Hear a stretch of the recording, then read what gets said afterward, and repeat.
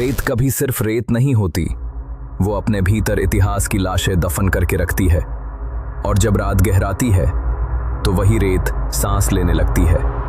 राजस्थान के जैसलमेर से कुछ दूर एक वीरान बस्ती है, कुलधरा गांव। लगभग 200 साल से खाली, कोई चूल्हा नहीं जला, कोई बच्चा नहीं हंसा।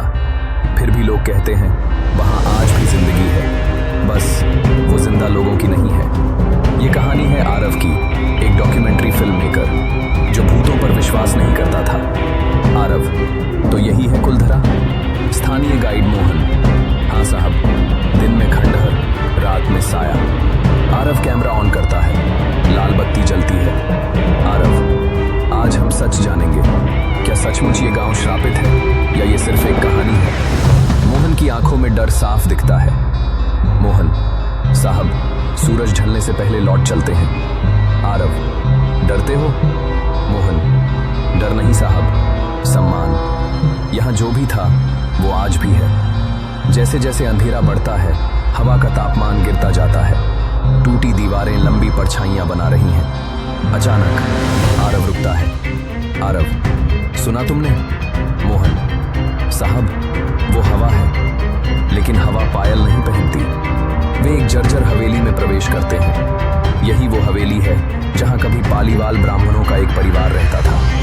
दीवार पर हाथ फेरते ही धूल गिरती है और नीचे से उभरता है एक नाम, माधवी। आरव, कौन थी माधवी? मोहन चुप। मोहन, कहते हैं उस पर बुरी नजर पड़ी थी और उसी रात पूरा गांव गायब हो गया। मोहन चीखता है। मोहन, साहब, कमरे का तापमान अचानक गिर जाता है, सांसों से धुआं निकलने लगता है। फिर लौट जाओ। आरव, कौन है वहां?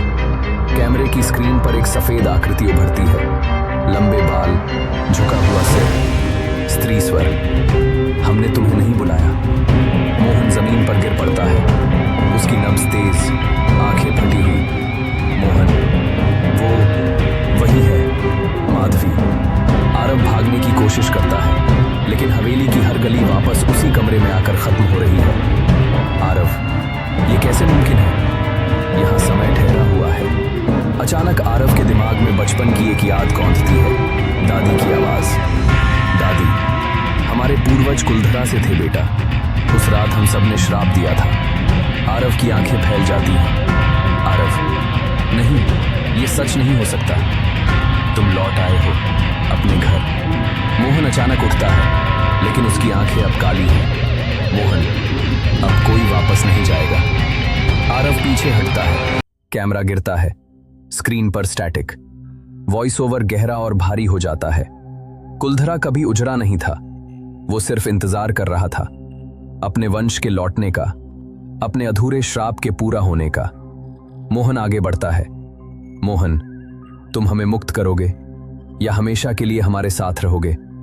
कैमरा आखिरी बार उठता है और स्क्रीन पर दिखती हैं सैकड़ों परछाइयां। आरव की चीख गूंजती है, नहीं। अंधेरा कभी खाली नहीं होता, उसमें यादें छिपी होती हैं, अधूरी प्रतिज्ञाएं और वो आत्माएं जिन्हें मुक्ति नहीं मिली। कैमरे की टूटी स्क्रीन में झिलमिलाती रोशनी के बीच आरव की सांसें भारी हो रही थीं। सामने खड़ा मोहन अब मोहन नहीं था। उसकी आंखें काली, चेहरा निर्विकार, जैसे कोई और उसके भीतर बोल रहा हो। मोहन, तुम लौट आए हो अपने वचन को पूरा करने। आरव पीछे हटता है, हाथ कांपते हुए कैमरा उठाता है। आरव, मैं कुछ नहीं जानता। मैं यहां सिर्फ फिल्म बनाने आया था। दीवारों पर दरारें फैलने लगती हैं। उन दरारों से रेत नहीं, बल्कि छायाएं रिसने लगती हैं। सैकड़ों आकृतियां, बिना चेहरों के, बिना आवाज के, लेकिन उनकी उपस्थिति भारी। उस रात जब हमने गांव छोड़ा, हमने श्राप दिया था कि कोई यहां नहीं बस पाएगा, पर श्राप ने हमें ही बांध दिया। दृश्य बदलता है, जैसे समय पीछे जा रहा हो। हवेली अब खंडहर नहीं, जीवित है। दियों की रोशनी, स्त्रियों की घबराई फुसफुसाहटें, पुरुषों के गंभीर चेहरे। हम अपनी बेटियों की इज्जत के लिए ये गांव छोड़ेंगे, अभी, इसी रात। माधवी, क्या हम कभी लौट पाएंगे? नहीं, और जो लौटेगा वो हमारा रक्त होगा, हमारा वंश। दृश्य वापस वर्तमान में। आरव के माथे पर पसीना, उसकी स्मृतियां टूटने लगती हैं। बचपन, दादी की गोद, वही कहानी, वही श्राप। एक दिन हमारा खून वापस जाएगा और आत्माओं को मुक्त करेगा। आरव घुटनों के बल गिर जाता है। तो मैं उसी वंश का हूं। हाँ, तुम्हारे भीतर वही रक्त बहता है, वही प्रतिज्ञा। मोहन का शरीर झटके से गिरता है। उसकी आत्मा जैसे बाहर निकलकर छायाओं में विलीन हो जाती है। मुझे माफ करना। अब आरव अकेला है। सैकड़ों आत्माएं उसके चारों ओर घूम रही हैं। तुम्हें निर्णय लेना होगा, हमें मुक्त करो या हमारे साथ यहीं रहो, हमेशा के लिए। आरव की आंखों में आंसू। अगर मेरी बलि से तुम सबको शांति मिलेगी तो मैं तैयार हूं। रेत का एक भंवर उठता है। आत्माएं उसके चारों ओर मंडराने लगती हैं। मुक्ति बलि से नहीं, स्वीकार से मिलती है। आरव अपनी हथेली जमीन पर रखता है।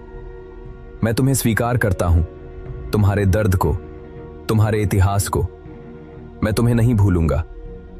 छायाएं चीखती हैं, फिर एक एक कर धूल में बदलने लगती हैं। हवेली की दीवारें स्थिर हो जाती हैं। हवा शांत। सुबह की पहली किरण खंडहर पर पड़ती है। कट टू जैसलमेर का अस्पताल। आरव बिस्तर पर पड़ा है। पास में पुलिस अधिकारी खड़ा। तुम्हें गांव के बाहर बेहोश पाया गया। तुम्हारे साथ कोई नहीं था। मोहन का कोई रिकॉर्ड नहीं मिला।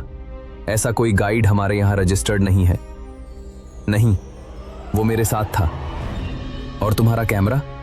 उसमें कुछ भी रिकॉर्ड नहीं है, सिवाय आखिरी 5 सेकंड के। स्क्रीन पर आरव खड़ा है, अकेला। वो खुद से बात कर रहा है। वीडियो में आरव, अब कोई वापस नहीं जाएगा। अस्पताल के कमरे में आरव का चेहरा पीला पड़ जाता है। आईने में उसकी परछाई मुस्कुराती है, जबकि उसका चेहरा स्थिर है। श्राप खत्म नहीं हुआ, तुम अभी भी हमारे हो।